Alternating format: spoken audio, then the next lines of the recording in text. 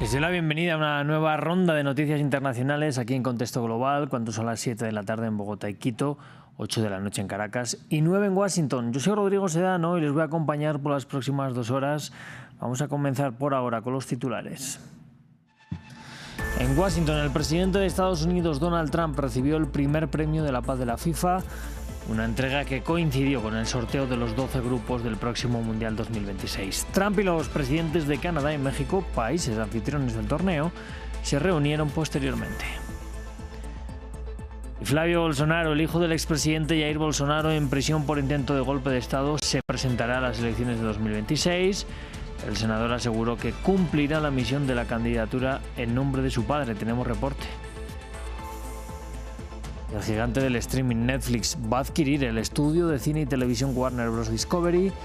El trato se cerraría por casi 83.000 millones de dólares y el movimiento se hará oficial en 2026 con las separaciones de los sectores de streaming y los estudios de cine. Bueno, en este espacio vamos a tener, como siempre, una semana en el mundo. Vamos a analizar una semana en el que el mundo ha puesto los ojos en Honduras después de que la administración Trump se involucrara en sus elecciones generales. El presidente Donald Trump ha ampliado su amenaza militar más allá de Venezuela tras haber indultado a Juan Orlando Hernández, el exmandatario hondureño que estaba encarcelado en Estados Unidos por narcotráfico. ¿Qué significa la doctrina Monroe con el corolario Trump que pregona la Casa Blanca en su renovada estrategia de seguridad nacional? Bueno, lo vamos a analizar en minutos con Rosa Pérez Masdeu y sus invitados. De momento vamos con el informativo.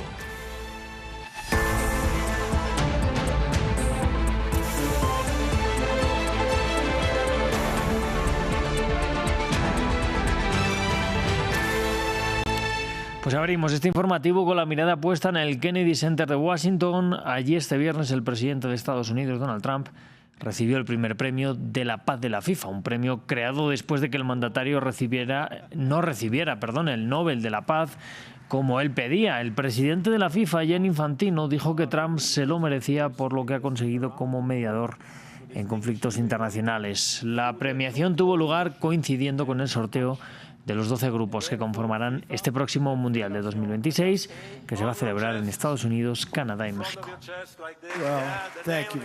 Bueno, muchas gracias. Este es realmente uno de los mayores honores de mi vida. Y más allá de los premios, Gianni y yo hablábamos de esto. Salvamos millones y millones de vidas. El Congo es un ejemplo. Más de 10 millones de personas murieron y la cifra se acercaba a otros 10 millones muy rápidamente. El hecho de que pudiéramos hacer eso, India, Pakistán, tantas guerras diferentes que pudimos terminar, en algunos casos un poco antes de que comenzaran, justo antes de que comenzaran. Iba a ser tarde, pero las terminamos y es un gran honor estar con Gianni. Y después de la premiación y el sorteo, tanto Donald Trump como sus homólogos Claudia Sheinbaum y Mark Carney se reunieron en privado para tratar temas comerciales. Según medios canadienses, la reunión duró 45 minutos y los mandatarios estaban solos. La Casa Blanca no dio más detalles de la que fue también la primera reunión cara a cara entre Trump y Sheinbaum desde que el mandatario estadounidense asumiera el poder. Tenemos que seguir hablando de Estados Unidos porque allí la Corte Suprema acordó revisar la propuesta de Donald Trump de eliminar el derecho a la ciudadanía por nacimiento. Se trata de un derecho consagrado en la enmienda 14 de la Carta Magna que varios tribunales inferiores ya han protegido frente al intento de Trump de retirarlo. El decreto propuesto por el presidente impide al gobierno federal entregar pasaportes o certificados de ciudadanía a los niños nacidos en Estados Unidos cuya madre reside irregularmente o temporalmente en el país y cuyo padre no sea ciudadano estadounidense o residente permanente. Y precisamente Estados Unidos está advirtiendo a sus aliados de la OTAN que Europa debe asumir mucho más de su propia defensa y rápido. Según un informe exclusivo de la agencia Reuters, el Pentágono fijó un ambicioso plazo hasta 2027 para que las naciones europeas asuman la mayor parte de las capacidades militares convencionales de la alianza. Nos lo cuenta Maxime Plubiné. El mensaje es claro. Washington quiere que Europa cargue con más de su propia defensa. Un informe de Reuters indica que el Pentágono dijo a diplomáticos europeos que las naciones tienen hasta 2027 para asumir la mayoría de las capacidades de defensa de la OTAN. Eso incluye todo, desde inteligencia hasta misiles y despliegues de tropas. funciones que Estados Unidos ha dominado durante décadas. Si no lo hacen, Estados Unidos podría decidir dejar de participar en algunos mecanismos de coordinación de defensa de la OTAN. La presión de la administración Trump sobre los aliados de la OTAN no es nueva. En marzo, Trump ya había cuestionado si defendería a países que no gastan lo suficiente. Bueno, se los he dicho. Dije que si no van a pagar, no vamos a defenderlos. Lo dije hace 7 años y gracias a eso pagaron cientos de miles de millones de dólares. Dije que si no van a pagar sus cuentas, no los vamos a defender. El personal del Pentágono, que fijó el plazo, no ha detallado cómo mediría a Estados Unidos el progreso de Europa. Pero los funcionarios europeos dicen que 2027 es poco realista.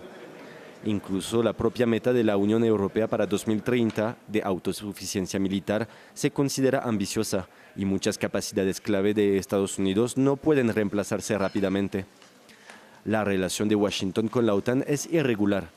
En junio, Trump aplaudía a los líderes europeos por apoyar un plan para aumentar el gasto en defensa al 5% del PIB. Pero en los meses siguientes mostró disposición a negociar con Rusia sobre la guerra en Ucrania. Y su subsecretario de Estado le dijo esta semana a los ministros de Relaciones Exteriores de la OTAN que era obvio que Europa debería asumir la responsabilidad principal de su propia seguridad.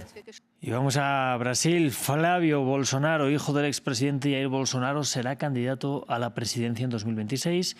El anuncio lo hizo el presidente del Partido Liberal y, según afirmó el propio senador, no se va a quedar de brazos cruzados y cumplirá la misión de la candidatura en nombre de su padre, en prisión por intento de golpe de Estado.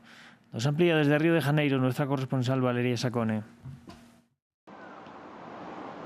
Brasil ya vive un aire de precampaña electoral y esto que falta casi un año para la celebración de los comicios electorales presidenciales que están previstos para octubre del año que viene. Hoy hemos sabido que Flávio Bolsonaro es el precandidato de la derecha, lo ha anunciado Valdemar Costa Neto, el presidente del Partido Liberal, y ha dicho que cuenta con el apoyo de su padre Jair Bolsonaro, que está descontando en la cárcel una pena de 27 años y 3 meses por golpismo. El propio Flávio Bolsonaro, que es senador, lo ha confirmado en sus redes sociales. Sin embargo, esta candidatura no agrada a todo el espectro de la derecha y mucho menos a la primera dama Michelle Bolsonaro, que aspiraba a ser la número 2 en la lista presidencial y que recientemente ha protagonizado una discusión precisamente con Flávio Bolsonaro por divergencias públicas sobre temas políticos. Flávio Bolsonaro intenta proyectar la imagen de un estratega político y de un empresario. Sin embargo,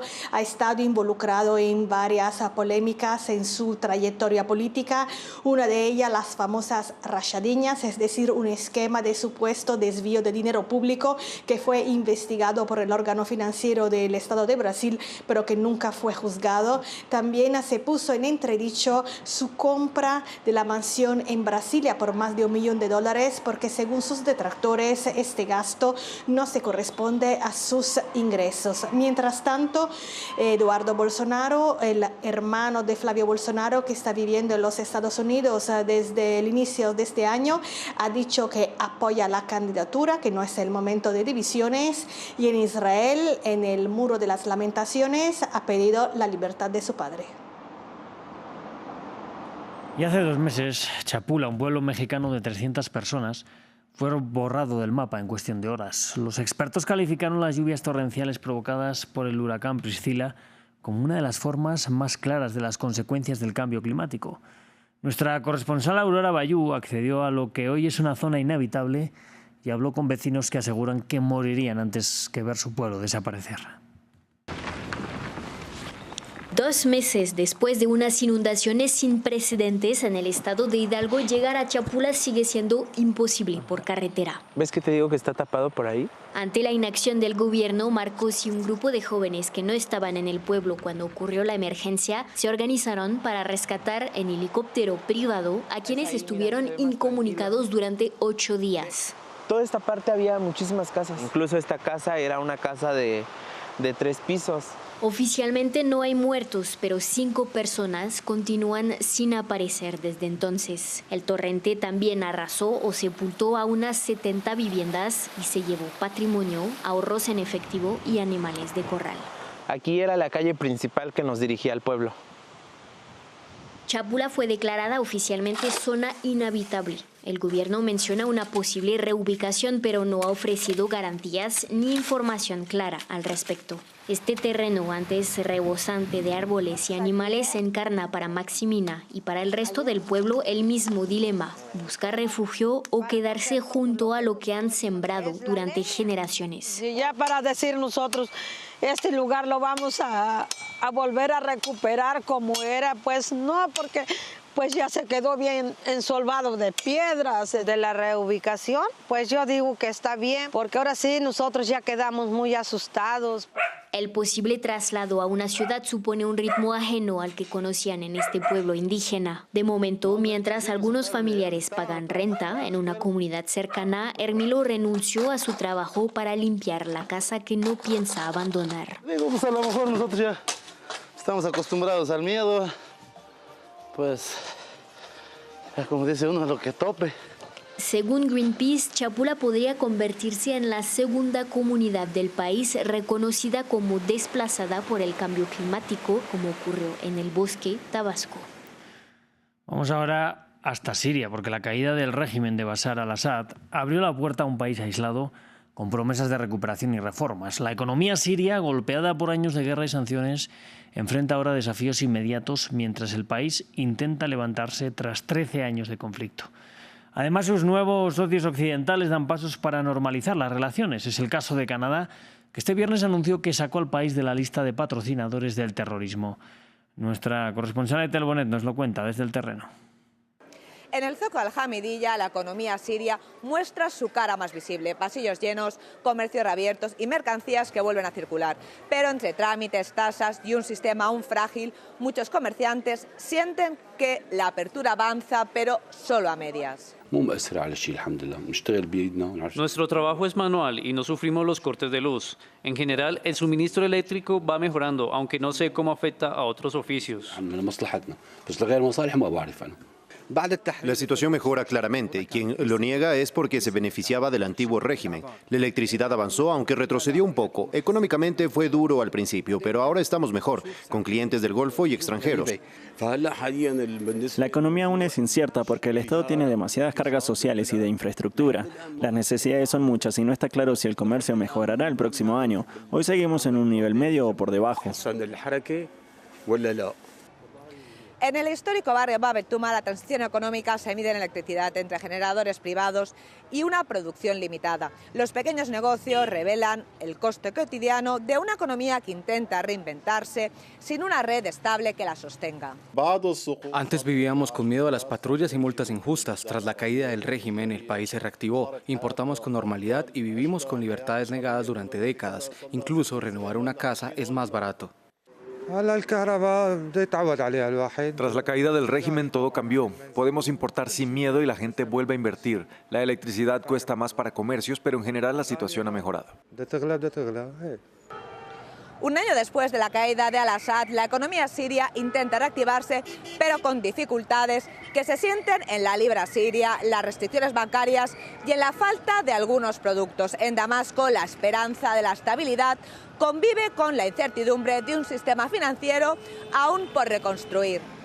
Vamos a la República Democrática del Congo. Los residentes de varias poblaciones del este del país han tenido que huir debido a nuevos combates entre el ejército congoleño y rebeldes del M23. Oleadas de civiles cruzaron la frontera hacia territorio ruandés. La situación se da un día después de que los presidentes de ambos países firmaran un acuerdo de paz en Washington. Andrés Mesa Muñoz nos lo cuenta. Un conflicto que parece estar lejos de terminar. Los residentes de poblaciones del este de la República Democrática del Congo siguieron huyendo de nuevos combates que se desataron este viernes y que involucran a grupos armados como el M23, que según organizaciones internacionales estaría respaldado por Ruanda. Habíamos resistido y tuvimos paciencia creyendo que pasaría, pero esta mañana vimos bombas cayendo en el pueblo y matando gente. Dejamos a los militares en el pueblo, pero siguen cayendo bombas y no sabemos a quién pertenecen. Estamos confundidos. Solo un día antes, los presidentes de Ruanda y la República Democrática del Congo firmaron un acuerdo de paz en Washington, aun cuando los intensos combates seguían. Al amanecer de este viernes, una multitud de civiles cruzó la frontera hacia territorio ruandés bajo custodia de la policía de este país. Ahora hay al menos más de 10.000 familias desplazadas internamente. Están en el monte, en zanjas. Al menos otras 500 familias han huido por ahora a los países vecinos, a la cercana ciudad de Bugarama. El este de la República Democrática del Congo ha estado asolado por el conflicto durante más de 30 años y la violencia se ha intensificado particularmente este año luego de que los rebeldes del M23 tomaran las principales ciudades de las regiones de Kibú del Norte y Kibú del Sur. Hablemos ahora de la situación del mercado cinematográfico. Netflix, el gigante del streaming, va a comprar el histórico estudio de cine y televisión Warner Bros. Discovery por casi 83.000 millones de dólares. Un anuncio que han realizado las dos empresas estadounidenses en un comunicado conjunto este viernes. Vamos a verlo. WB, dos letras que coronan al célebre estudio hollywoodense fundado hace 102 años por los hermanos Warner. La futura compra de Warner Bros. Discovery, actual empresa matriz del estudio, empuja un poco más al cine estadounidense hacia la era de las plataformas. El comprador no es otro que Netflix, el gigante de streaming, convertido en un actor imprescindible de la industria a pesar de contar con menos de 30 años de existencia. Casi 83.000 millones de dólares, incluyendo la deuda, de los cuales casi un tercio serán entregados en acciones de Netflix. Una suma récord para formar un catálogo de películas y series con una profundidad sin igual, como celebra el director general de Netflix. Siempre hemos tenido la misión de entretener. Al combinar la increíble biblioteca de series y películas de Warner Bros., desde clásicos atemporales como Casablanca y Ciudadano Kane hasta favoritos modernos como Harry Potter y Friends, con nuestros títulos que redefinen la cultura como Stranger Things, K-pop Demon Hunters y Squid Game, podremos cumplir esa misión aún mejor. Con el botín cinematográfico de Warner, Netflix recupera especialmente a los superhéroes de DC Comics, los contenidos de la plataforma HBO Max, responsable de las series estadounidenses más importantes de las últimas décadas como Los Soprano o Game of Thrones, pero también numerosas cadenas de televisión, entre ellas CNN. Después de la compra de Fox por Disney en 2019 y la de MGM por Amazon en 2021, esta operación, que aún deberá ser aprobada por las autoridades regulatorias y los accionistas, constituye el capítulo más reciente en los profundos cambios de la industria hollywoodense. Una concentración inédita de los medios de producción en manos de los gigantes digitales que genera interrogantes e inquietudes entre los actores del sector. Pues así cerramos este informativo, pero no se vayan de las pantallas de France 24. Yo les dejo ya con mi compañera Rosa Pérez Masdeu y una semana en el mundo.